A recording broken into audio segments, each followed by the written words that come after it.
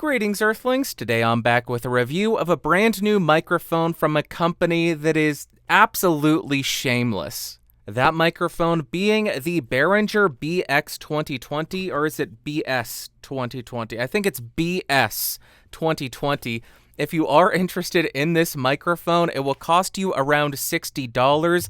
Like always, I'll throw some links in the description down below. For this review, I have the microphone running directly into the Focusrite AT&I 22nd Gen. My gain is set at 2 o'clock. I'm recording at 24-bit, 48 kilohertz. I will not do any kind of post-processing, but I may have to boost it a little bit in post, so check the doobly-doo to see what I diddly did. And now let's talk about what comes in the box.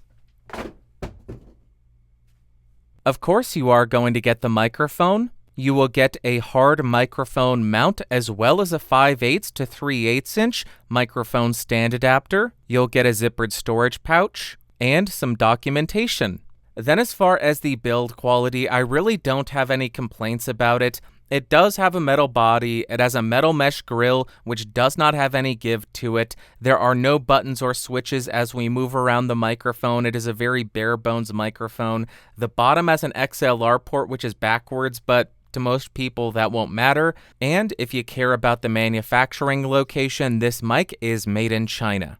Then as far as the specs of this thing, it has a cardioid polar pattern, a frequency response of 20 Hz to 20 kHz, a sensitivity of around -37 dB, a self-noise of 20 dBA, a max SPL of 144 dB, and an impedance of 100 ohms.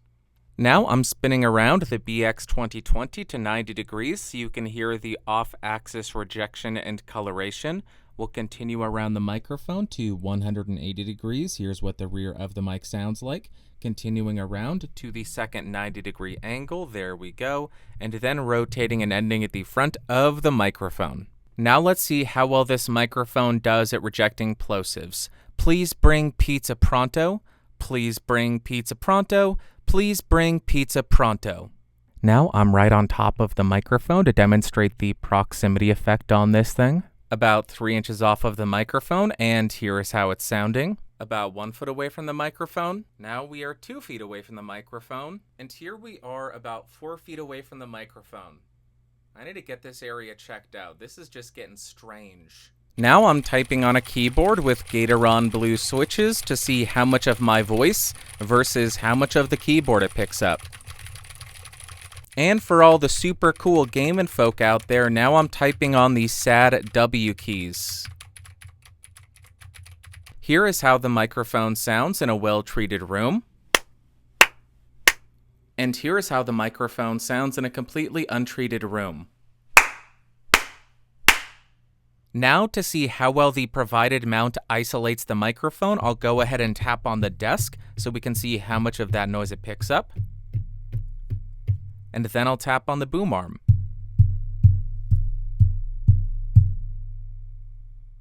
And to be as thorough as possible, I'll go ahead and tap on the microphone to see if there are any kind of resonant frequencies.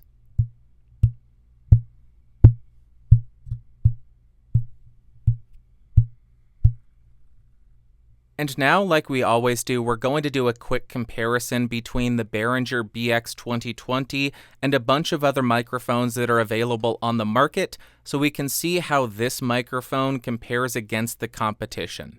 Like always, we'll start on the mic that we're reviewing. This is the BX2020. I am about 6 inches away, my gain is at 2 o'clock, and here's how it sounds. And first up, we are on the Neewer NW700, a $20 XLR microphone. I am 6 inches off. I decreased my gain to about 11 o'clock because this mic is so hot. And there you go. I think I clipped when I said hot.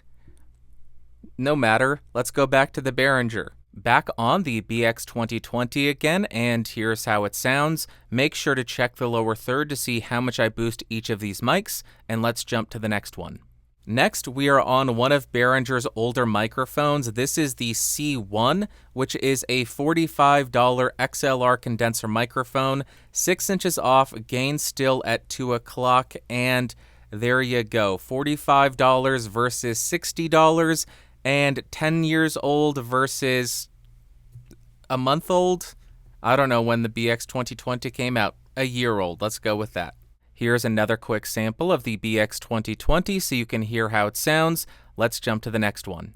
Now we are on the Mackie EM91C, which is a $60 large diaphragm XLR condenser microphone, 6 inches off. My gain is at 11 o'clock. I may have turned it down a bit too much, but here is how this sounds. $60 versus $60.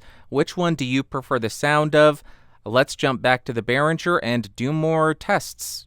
Yep. Another really quick sample because I want you to be able to hear the microphone. Here's the BX2020. Let's jump to the next one. Now we're on the Neat Worker B, which is a $90 XLR condenser microphone. I am 6 inches off. My gain is at noon or 12 o'clock.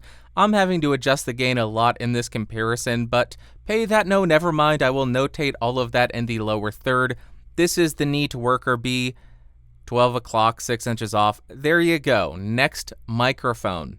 Another very quick sample. Who could have thunk it? This is the Behringer BX2020, 6 inches away, at 2 o'clock on the gain.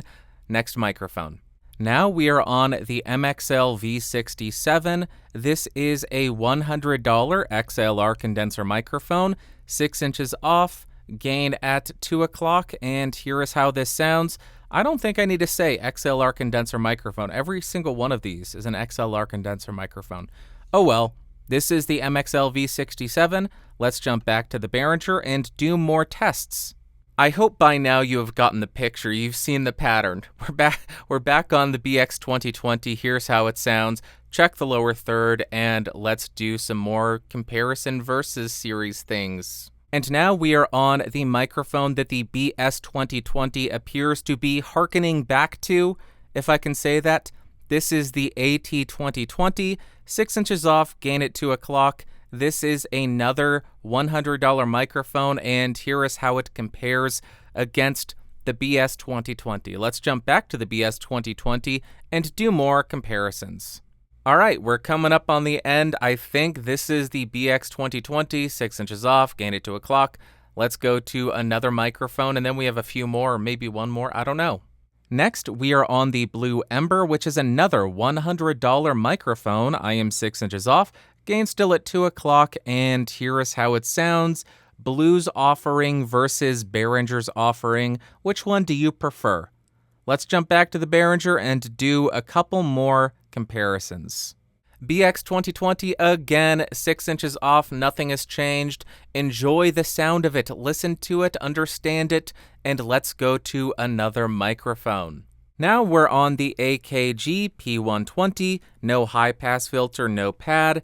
This costs $105, I believe. And 6 inches off, gain at 2 o'clock. Check the lower third to see how much I boost each of these in post. And there you go. AKG P120 versus Behringer BS2020. Let's jump back and do one more comparison. And I believe this is the final mic that we're going to be comparing it against, but right now, Behringer BX2020. Let's jump to the last microphone. I know some of you already know what it is. And finally, we are on the Neumann U87 Ai. This microphone costs $3,600. Industry standard. This is for context and because I think it's funny. I am on the cardioid mode, no high pass filter, no pad, and gain is at 11 o'clock. And here is how this microphone sounds compared against the Behringer. Which of these microphones did you like the best? Let me know in the comments down below, and let's jump to a bitter song that I wrote for the music test.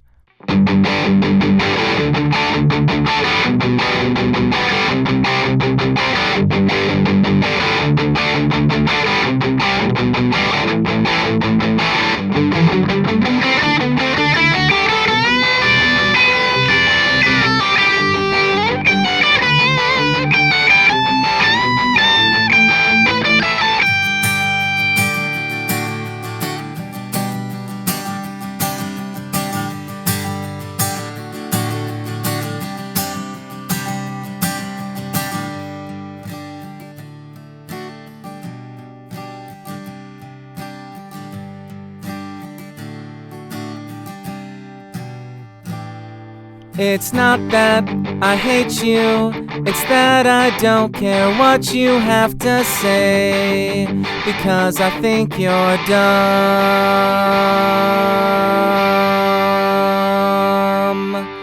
Now, to be clear, this isn't about anybody in particular, it's more about the internet as a whole, because, sorry internet, but most of the time I just don't like you very much. You kinda suck. Conclusion time, though. Okay, I don't know if there is any other way to put this, but I am getting so sick and tired of Behringer But first up, let's talk about the pros, and I guess it would be that it's affordable. It's more affordable than the Audio Technica AT2020, and the model number is the BX2020, which makes me think that I'm getting the AT2020, but for cheaper. That's how it works, right? It's affordable. That's really the only pro for me. And then as far as cons, I think the sibilance on this thing is a bit too dominant and piercing sounding. I also thought it did a pretty poor job with ambient noise rejection, and it didn't do a stellar job with plosive rejection. Then as far as my overall thoughts and opinions of this microphone, on the electric guitar, I do think the lows and mids are pretty unoffensive and workable. The low mids did get a little bit overpowering, but where we start to run into issues is the top end, especially when you're doing lead guitar. If you get to the upper register there, it can really start to get piercing and quite stabby sounding. Sounded like I was getting stabbed in the ears a little bit when I got to the upper register of the guitar. So personally, I wouldn't be reaching for this microphone for that application. Then on the acoustic guitar, I think the top end makes it sound almost too alive. When I'm strumming on the strings more aggressively, it almost becomes painful hearing the pick against the strings. I really hated it for the more aggressive playing. But then when I laid back a little bit and played a little bit more subtly, I do think that over-exaggerated boost in the top end and the control in the low end does lead to a pretty usable tone. So if you are going to be using the microphone exclusively for soft playing, I think it might work.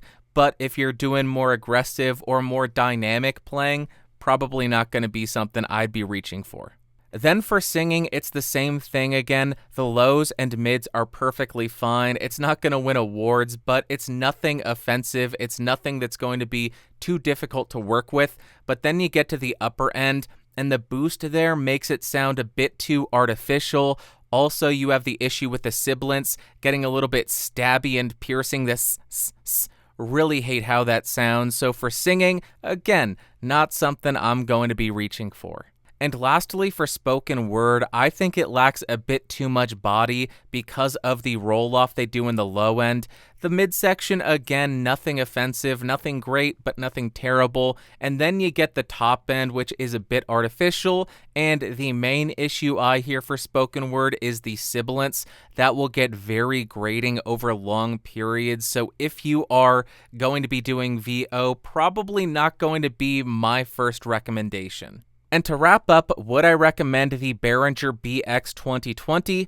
On principle alone, no, I would not recommend it. And what I mean by that is, I think it's so disingenuous for Behringer to name it the BX2020 because it seems as though they are trying to trick consumers into buying the BX2020 when they are intending to buy the AT2020. When a kid goes to their parent and says, I want the AT2020, and then they go to Amazon and say, I don't remember what that was, and then they see the BX2020, then they get tricked into buying it. To me, that's what it seems like they're trying to accomplish, and based on that, I can't recommend it. But even if that wasn't the case and they named it something original, I still don't think I would recommend it because in my personal opinion, I do think the Mackie EM91C is a better sounding microphone. Yes, it is darker, but you don't have that painful top end to it. It also has a more robust low end, which you can fix in post with a high pass filter if you don't want it. With this, you're not going to be able to add it back in. And being that they are the same price, I would personally opt for that Mackie over the Behringer. But if you can save a bit more money for your purchase, which is what I would recommend you do, I do think the Neat Worker Bee, the MXL V67G, the blue Ember would all be infinitely better microphones than this and would treat you better and last you longer as well. All right, I think that's going to wrap up for today, but Behringer, please, for the love of the few things good and holy left in this world, come up with some original model numbers, please. Stop this nonsense. It's not a good joke, it's not a good meme, and it seems disingenuous. Stop it, please. All right, if you found this video fun, interesting, or helpful, go and give me a thumbs up. If you hated it, big old thumbs down. If you want more videos, subscribe, logo down beneath me, and you could be one of these people over here. These are amazing people who support the channel by joining $5 or more, or going to Patreon, $5 or more. I love them. They help me make these videos. That's all I've got for you. Thank you so much for watching and listening. I will talk to you next week.